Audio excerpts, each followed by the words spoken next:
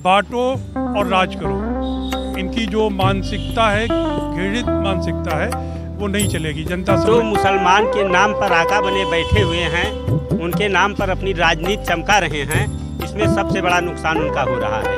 अगर अच्छे का भी विकास करना है, सबका साथ सबका विकास, बुरे का भी विकास करना पड़ेगा।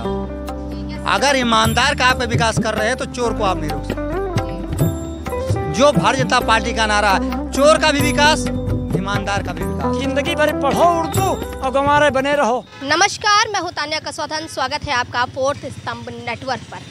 आज हम बात करेंगे एक उस मुद्दे की जो मुद्दा काफ़ी लंबे अरसे से चर्चा में बना है। जी हाँ, वक्फ बोर्ड बिल। वक्फ बोर्ड बिल को देखा गया कि काफ़ी लंबे अरसे से चर्चा में बना हुआ था। उसके बाद संशोधन के बाद इस बिल को पारित कर दिया गया, लेकिन अभी भी देखा जा रहा है कि कुछ ऐसे संगठन हैं, कुछ ऐसे समुदाय हैं, कुछ ऐसे लोग हैं, कुछ ऐसी पार्टियां हैं जो लगातार आज भी इस वक्फ बोर्ड बिल के विरोध में है। और आखिर क्यों विरोध में है? विरोध में है, लेकिन अभी देखा गया है कि जैसे पश्चिम बंगाल में जो हिंसा हुई है उसके तहत हिंदुओं को टारगेट किया गया है, और उस चीज़ को लेकर के चर्चा उत्तर प्रदेश के मुख्यमंत्री योगी आदित्यनाथ ने खुद भी की थी। अब उसको लेकर के ये बयान आया है अखिलेश यादव का कि वो ममता दीदी के समर्थन में है। जी हाँ, ममता बनर्जी के समर्थन में उतर आए हैं, और कहीं ना कहीं एक बार फिर से वक्फ बोर्ड को टारगेट किया है अखिलेश यादव ने, साथ ही सीएम योगी आदित्यनाथ पर भी टारगेट किया है। तो चलिए उत्तर प्रदेश की जनता से हम जानने की कोशिश करते हैं कि आखिर उनकी मुर्शिदाबाद में जो हिंसा हुई है उस पर क्या राय है। तो हमारे साथ इस वक्त कुछ लोग मौजूद हैं, हम इनसे बात करना चाहेंगे। सर, सबसे पहले आपसे जानना चाहेंगे कि जो मुर्शिदाबाद में वक्फ बोर्ड बिल को लेकर के हिंसा हुई है उसके पीछे आखिर क्या कारण हो सकता है, क्यों हिंदुओं को टारगेट किया गया? जी देखिए, मैं पहले अपना परिचय दे दूं। मेरा नाम आफ्ताब आलम है, मैं भाजपा कार्यकर्ता हूं। इनकी राजनीति जो है, समाजवादी पार्टी की हो, कांग्रेस की हो, चाहे ममता बनर्जी की हो, ये बांटो और राज करो की राजनीति करते हैं। अखिलेश यादव के पिताजी मुलायम सिंह यादव जी थे। उन्होंने जब राम मंदिर का वो हो रहा था तो मस्जिद पे जब कारसेवक गए थे तो गोली चलवाई, उन्होंने कत्लेआम कराया। तो ये लोग जो है कारसेवकों पे गोली मरवाई। तो इनकी जो मानसिकता है, हिंदू समुदाय को टारगेट करो और एक वर्ग को, मुसलमानों को खुश करने के लिए ये जो है गोली चलवा के मरवा देते हैं। ठीक ममता बनर्जी वैसे ही मुर्शिदाबाद में कर रही हैं। एक विशेष जाति समुदाय के लिए उन्होंने गोली चलवाई और मरवा दिया वहाँ के हिंदू समुदाय को। बांटो और राज करो, इनकी जो मानसिकता है, घृणित मानसिकता है, वो नहीं चलेगी। जनता समझ चुकी है। लेकिन जनता तो ये भी समझ चुकी है, लेकिन पार्टियां कहती हैं तो बांटो और राज करो वाला जो ये नीति है ये बीजेपी कर रही है, बीजेपी बांटने का काम कर रही है। बीजेपी तो सबका साथ सबका विकास का काम करती है। अभी वह बिल पे देख लीजिए, ये जो गरीब मुसलमान हैं उनको लाभ पहुंचाने के लिए ये काम किया है। वक्फ में जो 1% जो वक्फ के मुतवल्ली होते हैं, जो करोड़ों की संपत्ति के मालिक थे, वो बेच रहे थे औने पौने में, उसको सही करने के लिए कि जो गरीब परिवार हैं उनको लाभ पहुँचे, भारतीय जनता पार्टी ये बिल लेके आई है। इससे पहले जो है अभी देख लीजिए 3 तलाक पे भी लेके आई है। तो कैसे आप कह सकती हैं बांटो और राज करो? बांटो और राज करो तो ये सपा वाले करते हैं, बांटो और राज करो तो ये ममता बनर्जी कर रही हैं। तो ये अब चलने वाली नहीं है। क्या अखिलेश यादव का ममता बनर्जी के समर्थन में आना बीजेपी को नुकसान पहुँचा सकता है? बीजेपी को कहाँ नुकसान? बीजेपी तो सबका साथ सबका विकास का बात कर रही है, और वो नुकसान तो खुद है, उनके साथ कोई नहीं है। उनका क्या है नारा? सबका साथ, सिर्फ यादवों का विकास। आप बता दो, मुसलमानों की अगर पार्टी है तो उनकी सरकार बनती है तो वो क्या करते हैं? मुस्लिम जो नौजवान हैं उनको हाथ में क्या पत्थर दे देते हैं, चलाओ। उनके हाथ में दे देते हैं कि तुम तमंचे चलाओ। FIR भी खुद करते हैं, करवाते हैं। जब सरकार बदलती है तो उनके ऊपर कार्रवाई होती है। तो ये जो है आतंकवादियों वाली जो इनकी जो घृणा है अखिलेश यादव की या ममता बनर्जी की, ये बेनकाब हो गई है। आप क्या कहना चाहेंगे वक्फ बोर्ड को लेकर के? जिस तरह से अभी देखा जा रहा है कि बवाल मचा है, चर्चा हो रही है, लेकिन वक्फ बोर्ड से आखिर क्या नुकसान मुसलमानों को हो सकता है जो विपक्ष इतना हंगामा मचा रही है? हमारा परिचय, मैं संतोष पांडे, भारतीय जनता पार्टी कार्यकर्ता हूं, बस्ती डिस्ट्रिक्ट से बिलोंग करता हूं। आप पूछ रही हैं कि वक्फ बोर्ड बिल से मुसलमानों का क्या नुकसान हो सकता है। मैं बताना चाह रहा हूँ, मुसलमानों का कोई नुकसान नहीं हो रहा है। जो मुसलमान के नाम पर आका बने बैठे हुए हैं, उनके नाम पर अपनी राजनीति चमका रहे हैं, इसमें सबसे बड़ा नुकसान उनका हो रहा है। इस वजह से वो अपना हल्ला मचाए हुए हैं। अभी आपने देखा होगा, वक्फ बोर्ड बिल आने के बाद पता चला है, जो कांग्रेस के राष्ट्रीय अध्यक्ष हैं, 1200 एकड़ ज़मीन 52 रुपये के रेट से उनको मिली है। हम पूछते हैं उस 1200 एकड़ ज़मीन में वो कितने मुसलमानों को लाभ दे रहे हैं, ज़रा वो बताने का काम करें। आपके बहुत बड़े लीडर हैं ओवैसी साहब, उनको भी पता चला है लगभग 300 एकड़ ज़मीन उनकी भी, और कई होटल, कई प्लाट, सब बड़े बड़े उनके नाम पर भी सस्ते लीज पर 99 साल के लीज पर मिली हुई है वक्फ बोर्ड के नाम पर। मैं पूछता हूँ उससे मुसलमानों का कितना फ़ायदा हो रहा है। ये भारतीय जनता पार्टी सबका साथ सबका विकास की बात करती है। वो मुसलमानों में भी जो लोग विकास से वंचित हुए हैं, उसके लिए वक्फ बोर्ड बिल लाई हुई है, क्योंकि इससे बड़े बड़े ठेकेदार ही अपनी दुकान चमका रहे थे, गरीब तबके के मुसलमान इसका लाभ नहीं पा रहे थे। इसलिए भारतीय जनता पार्टी ने वक्फ बोर्ड बिल लाई है, तो इससे मुसलमानों का कहीं कोई नुकसान नहीं है। जी, आपने कहा मुसलमानों का कहीं कोई नुकसान नहीं है, लेकिन हम एक मुस्लिम समुदाय की बात करें जो पसमानदा मुस्लिम होते हैं, जिनकी कोई बात ही नहीं करता, क्या पसमानदा मुसलमानों को इस बिल से फ़ायदा हो सकता है? उन्हें उनका अधिकार मिलेगा? बिल्कुल। जितने निचले तबके के, देखिए भारतीय जनता पार्टी तो हमारे जनसंघ के संस्थापक दीनदयाल उपाध्याय जी थे।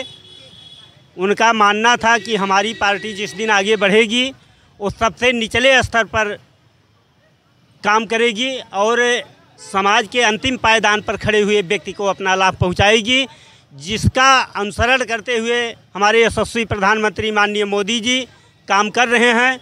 लोग आज के पहले मैं थोड़ा सा आपको बैक ले जाना चाहूँगा। जब आधार कार्ड का इन्होंने संशोधन किया और लागू किया, तो कांग्रेस की सरकार में कभी राहुल गांधी और प्रधानमंत्री जी ही कहते थे कि हम 1 रुपया देते हैं तो 99 पैसे ऊपर तक ही रह जाता है, 1 पैसा ही गरीबों तक पहुंचता है। और माननीय मोदी जी ने कहा जब मैं प्रधानमंत्री बनूंगा मैं 1 रुपया दूंगा, 1 रुपया हमारे अंतिम पायदान तक पहुंचेगा, जिसको ज़रूरत है वहां पहुंचेगा जहां भेजूंगा। आज आधार कार्ड लागू करने के बाद वही चीज़ आ गई है। माननीय मोदी जी अभी कोरोना काल में गैस सिलेंडर 3 गैस सिलेंडर सबको मिला फ्री। उन्होंने इसलिए ऐसा लागू किया कि सीधा पैसा उपभोक्ताओं के खाते में डाला कि कहीं कोई बिचौलिया खा न जाए। 500 रुपये महिलाओं के खाते में, जिन्होंने जनधन का खाता खुलवाया था, 500 रुपये डाला और उन्होंने सीधा पैसा, जिस तरह आप बता रहे हैं, इस तरह से यही वक्फ बोर्ड बिल है कि इसमें जो ज़मीनें बड़े बड़े ठेकेदार पाते थे, आज वो नहीं पाएंगे। वो मुसलमानों में चाहे जिस समाज के हों, चाहे सिया के हों, सुन्नी के हों, पसमानदा के हों, सारे गरीब मुसलमान उस ज़मीन का लाभ पाएंगे। जैसे अभी आपने देखा कि आपके जो साथी थे उन्होंने कहा कि सबका साथ सबका विकास। अगर सबका साथ सबका विकास हो रहा है तो फिर वक्फ बोर्ड बिल को लेकर के मुर्शिदाबाद में क्यों हिंसा हो रही? देखिए, अगर अच्छे का भी विकास करना है, सबका साथ सबका विकास, तो बुरे का भी विकास करना पड़ेगा। आप अगर ईमानदार का आप विकास कर रहे हैं तो चोर को आप नहीं रोक सकते। जो भारतीय जनता पार्टी का नारा है, चोर का भी विकास, ईमानदार का भी विकास। चोर कौन है इसमें? चोर कौन है आप पूछ रही हैं? आप मुझे ये बताइए, जो वक्फ बोर्ड है, वक्फ जो बना, वक्फ का एक ट्रस्ट है जो मुसलमान के लोगों ने बनाया, वो उनको करते हैं लाइक दैट, एक फैमिली ट्रस्ट है। अगर आप हिंदी में बोलती हैं तो न्यास है, अगर आप जाती हैं उसमें क्या बोलते हैं अंग्रेजी में, तो ट्रस्ट कहते हैं उसे। तो कोई भी समुदाय, कोई भी कम्युनिटी अपना एक बना सकती है नियम। और क्या पसमानदा मुसलमान नहीं है? अगर मुसलमान भारत में 2 प्रकार के हैं, सिया और सुन्नी। सिया वक्फ बोर्ड भी है और सुन्नी वक्फ बोर्ड है। तो पहले ये तय करिए कि पसमानदा मुसलमान है कि नहीं। अगर ये कहा रही है सरकार कि पसमानदा को लाभ होगा, तो क्या पसमानदा सिया में नहीं आती या सुन्नी में नहीं आती? कौन नहीं आती? लेकिन इसमें किसी एक समुदाय की बात नहीं की गई ना, इसमें दोनों मुस्लिम पक्षों की बात की गई है, चाहे वो सिया हो चाहे सुन्नी। उन्होंने मुस्लिम वक्फ बोर्ड की बात की। मैं एक मुस्लिम वक्फ बोर्ड है कहाँ? वक्फ बोर्ड बिल जो है, वक्फ बोर्ड है, वक्फ बोर्ड की बात भी न करिए, आप वक्फ की बात करिए। बोर्ड तो सरकार की है, सरकार का नियंत्रण है उस पर, तो सरकार का बोर्ड हुआ ना। वक्फ दो है, शिया वक्फ और सुन्नी वक्फ, दो अलग अलग हैं। शिया वाला भी सुन्नी की मदद कर सकता है और सुन्नी वाला भी शिया की मदद कर सकता है। आपको लगता है कि इस वक्फ बोर्ड बिल जो आया है इससे पसमानदा मुस्लिमों को कोई फायदा नहीं होने वाला? मुस्लिमों को सबको फायदा पहले भी था, आज कहाँ बवाल हो रहा है? बवाल सिर्फ इस बात पर हो रहा है कि जहां आप ये कह रहे हैं कि उस वक्फ में हिंदू के भी प्रतिनिधित्व होंगे, हिंदू के 2 हिंदू प्रतिनिधि करेंगे और कुछ सरकार के नुमाइंदे होंगे, मंत्री भी होंगे, लेकिन 9 और जो सदस्य होंगे वो कहाँ के होंगे? इस बात का बवाल है कि वो मुसलमान के 9 होंगे कि वो भी बौद्ध धर्म, जैन धर्म और ईसाई धर्म, क्रिश्चियन धर्म, आप इजरायली जरथुस्त्र के लोगों को लाएंगे। बात इस बात का बात है, सरकार को इस बात का क्लियर करना चाहिए कि जो सदस्य हैं 2 हिंदू के होंगे, 2 क्रिश्चियन के होंगे, 9 मुसलमान के कौन कौन होंगे, ये होना चाहिए। रही बात आप बोर्ड की, तो अभी मैं बताता हूँ, उत्तर प्रदेश सरकार में रोका नहीं गया है। जो बोर्ड है वो वक्फ, उस पर नियंत्रण सरकार का है। उसमें चेयरमैन अभी वो एक मंत्री मोहसिन रजा भी हुए 2017 में हुए ना, उसके चेयरमैन वसीम रिजवी थे। वसीम रिजवी को नाम बदलवा करके जितेंद्र त्यागी का करके हिंदू बना दिया। बस यहाँ डर लोगों को इस बात का है कि आप वसीम रिजवी जैसे लोगों को कल ऐसा ना हो हिंदू को वहाँ जमा करके और मोहम्मद इसफाक उसका नाम रख दें। डर इस बात का लोगों को है।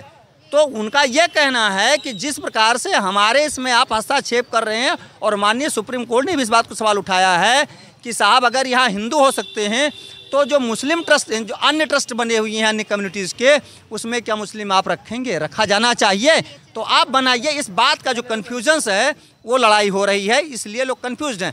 और सरकार को लागू करना तो कोई मना ही, आज के 3 साल पहले 2 साल पहले से चल रहा है वक्फ बोर्ड का। सरकार ने जनता को विश्वास में क्यों नहीं लिया?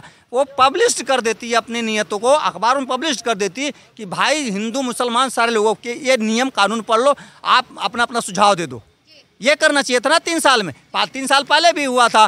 तो जब उस समय रोकना पड़ा वक्फ बिल, तो जनता को क्यों नहीं लेकर के आई? तो ये सरकार कन्फ्यूजन पैदा करके केवल उसे बंगाल का इलेक्शन दिखाई दे रहा है, उसे केवल बिहार का इलेक्शन दे रहा है और हिंदू मुसलमान का पोलराइज कर रहा है। लेकिन आप बिहार बंगाल की बात कर रहे हैं, चुनाव की बात कर रहे हैं, तो क्या जिस तरह से अभी अखिलेश यादव ने कल बयान दिया है कि वो ममता बनर्जी के समर्थन में है, ममता बनर्जी का साथ दे रहे हैं, तो क्या इससे बीजेपी को चुनाव में नुकसान हो सकता है? बीजेपी को फायदा होगा। कैसे? अखिलेश यादव जो समाजवादी पार्टी है, आप देखेंगे कि 2017 में जो उत्तर प्रदेश में सरकार बनी तो योगी आदित्यनाथ के मंच पर जब शपथ ग्रहण हो रहा था तो अखिलेश यादव और मुलायम सिंह यादव भी मौजूद थे। तो और जैसे ही अखिलेश यादव ने आपका दामन थामा, उनके मंच पर गए तो वहाँ से जितने हिंदू थे उठ करके चले गए। तो ये अखिलेश यादव अगर ममता बनर्जी के साथ जाएंगे तो वहाँ पर वोट का विभाजन हो जाएगा, भारतीय जनता पार्टी को फायदा हो जाएगा। और इस काम को करने के लिए कैलाश विजयवर्गीय ने आज के 5 साल पहले भी तो किया था बंगाल में, तो हिंदुएं मारे गए थे ना, और मरवाया किसने? भारतीय जनता पार्टी ने। अभी मुर्शिदाबाद में जो बवाल हुआ, मुर्शिदाबाद के लोगों का बयान हमने सुना, वहाँ के स्थानीय लोग कह रहे थे कि साहब ये कहाँ से 16 साल से लेकर 21 साल तक के बच्चे आए, ये पता हमारे मोहल्ले के तो नहीं है, हमारे इलाके के तो नहीं है, तो वो कहाँ से उठा करके ले जाए गए। और भगवा, क्या लगता है आपको कौन कपड़े पहने हुए थे, भगवा कपड़े उनके खोपड़े पर बांधा हुआ था, तो मुसलमान तो भगवा नहीं पहनता। मुसलमान भगवा नहीं पहनता, लेकिन कई बार ऐसा देखा गया है कि हाथ में कलावा होता है और नाम अब्दुल्ला होता है। आप क्या कहना चाहेंगे कि जिस तरह से इन्होंने कहा है कि जो हिंसा करने आए थे, जिन लोगों ने हिंसा की है मुर्शिदाबाद में, उन्होंने भगवा पहन रखा था, वो हिंदू थे, तो क्या बीजेपी पर जो आरोप लग रहे हैं विपक्ष के द्वारा, अखिलेश यादव ने भी सवाल उठाए कि बीजेपी ने हिंसा करवाई है, क्या ये बात सच है? देखिए, हिंसा जब हुआ है तो कोई बीजेपी थोड़ो ही कराया है, वहाँ सरकार तो जो है ममता बनर्जी की बंगाल में है। जहाँ तक बात रही मुस्लिम वक्फ के बिल का मामला, सरकार ने जो है मुस्लिम वक्फ का बिल लाई और जिन लोगों को अच्छा नहीं लगा वो सुप्रीम कोर्ट गए, वो मामला सर्वोच्च न्यायालय में चला गया है, न्यायालय के हाथ में रह गया है, उसको जो न्यायालय डिसीजन देगा वो सबको मान्य करना होगा। अच्छा, दूसरी बात रही है जहाँ तक बात अखिलेश यादव जी की और जो है ममता बनर्जी जी की, तो ममता बनर्जी जी ये नहीं चाहती हैं कि मुसलमान शिक्षित हो, या अखिलेश यादव भी नहीं चाहते हैं ना शिक्षित हो।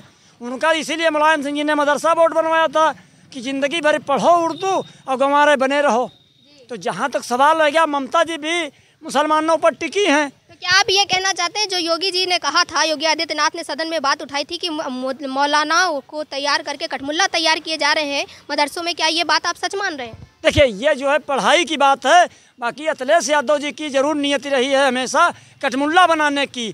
बाकी अटल बिहारी वाजपेयी जी ने कहा था कि एक हाथ में लैपटॉप लो और एक हाथ में कुरान लो, समझो, उसी तरीके से तभी विकास हो पाएगा।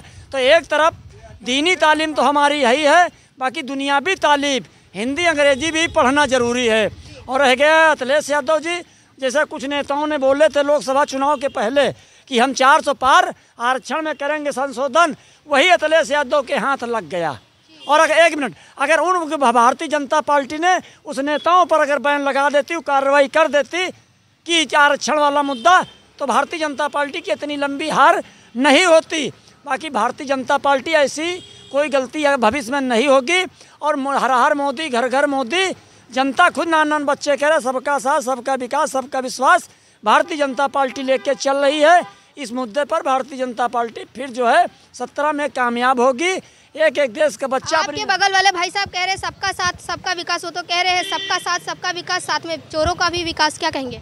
देखिए, आप वो भाई साहब जो है, भाई साहब पे हम टिप्पणी नहीं कर सकते। हम नहीं देखते हैं कौन चोरी कर रहा है कौन नहीं कर रहा है, ये मुंह है, इस पर कोई बैन नहीं लगाया जा सकता है। बाकी ये जरूर हम कह रहे हैं सरकार के माध्यम से कि सरकार सारे काम कर रही है। बाकी एक हम भी सरकार से मांग कर रहे हैं कि जाति जनगणना होना जरूरी है। जब तक कि प्रदेश और देश में जाति जनगणना नहीं होगी तब तक सामाजिक न्याय नहीं मिलेगा। उससे ये लग जाएगा कि इसकी कितनी भागीदारी है, उतनी हिस्सेदारी, कितने लोग हैं, ये मालूम हो जाएगा।